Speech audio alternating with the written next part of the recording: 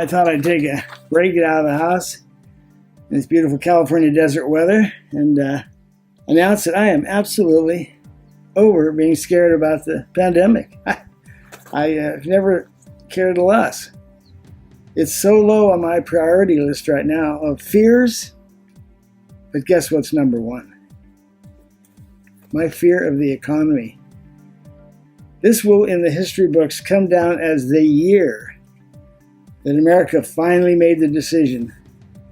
Do we want to be the prosperous supernation, the country that stimulates entrepreneurship, where children are raised to create and not subsist on government assistance? I was going to make a podcast or a video on Friday. I was so worked up over the news that Donald Trump actually said that Nancy Pelosi needs to get back here. She needs to do her job, and trying to make fun of Nancy Pelosi, which they love to do, saying that she's at home eating ice cream, looking out the bay window in her $20 million home. What's he thinking? To truly understand the economy, he should be saying, Nancy, eat the ice cream, stay home. He supported the first $2 trillion. The hospitals absolutely can be bolstered up. Of course, there's no discussion.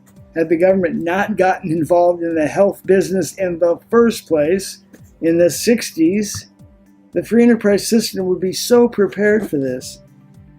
Even a socialist like Bill Gates, who in 2015 made the statement that the pandemic is coming, he understood it. And if there was no federal medical system to turn to, the free enterprise system would have set up all of the preparations necessary. Why? Because insurance companies don't like to pay out death claims. It's so obvious that it just defies logic. So Nancy Pelosi should stay home, because when they come back, the Democrat-controlled House will vote for another $2 trillion. And as she says, this time is going to the right people. Some of the states now, with the unemployment insurance increases from $10 to $25 an hour in some states, and extended for an additional 30 weeks, if in fact employers call them back to work, they will lose $800 a month. It's going to be very interesting to draw these employees back if they're going to lose money by going back to work. And I'm going to say it today, April 19th, 2020. It's really hard for me to state as a free enterprising capitalist. It's over for Donald Trump.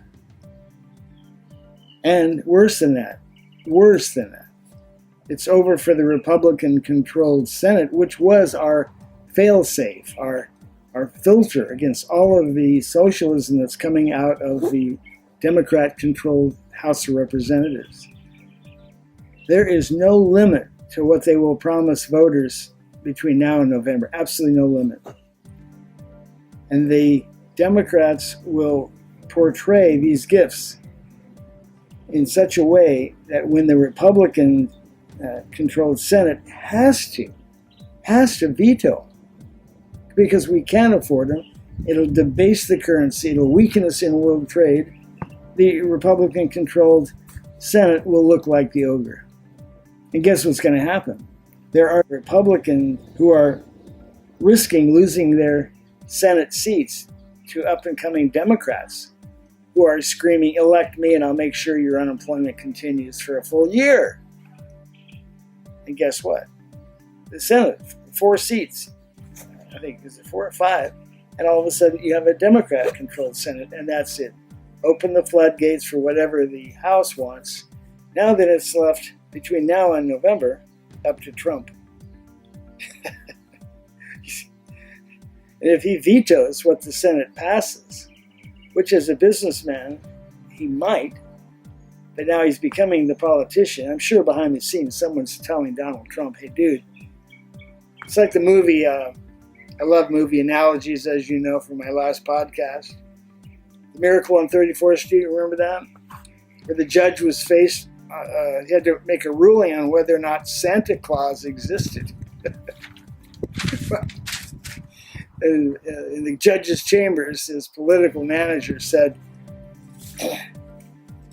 the voters are not going to re-elect you if you vote against Santa Claus. So the judge found a way to vote for Santa Claus. And this is what's going to happen. I believe that the Republicans are going to try to mount a campaign to match what the Democrats are offering. And then once the election takes place, figure out ways to delay such largesse. But it's going to be very difficult. Americans are like children faced with the choice of ice cream or asparagus. And in the short term, people want that cash. They want the freebie for not working. They want the extension and the increase in the payments of unemployment. I know they want to get back to work. But I know how small businesses work. And there will be a lot of fraud. Employers will bring the people back, pay them under the table in cash, continue to get their government benefits, and everybody will keep collecting unemployment, get an extra 6 months off the system. I mean, the fact that everybody who's on the Social Security rolls gets a check for $1,200, I mean, that absolutely makes no sense.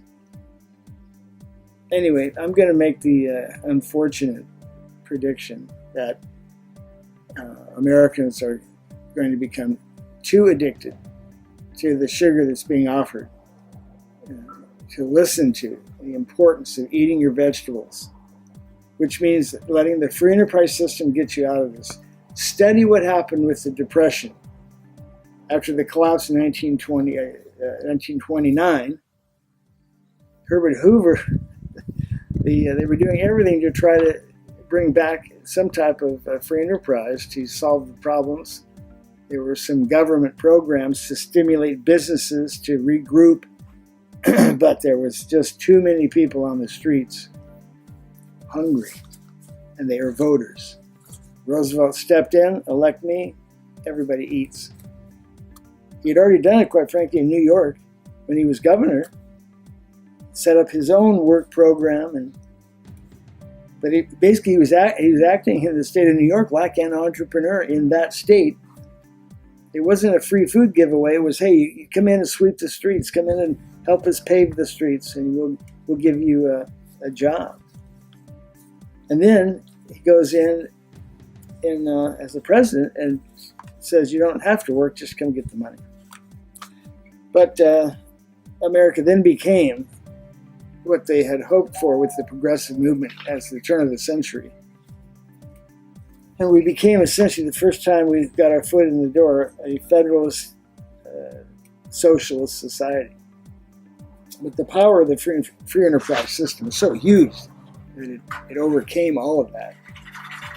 But I don't think we can this time. We will be called the United Socialist States of America.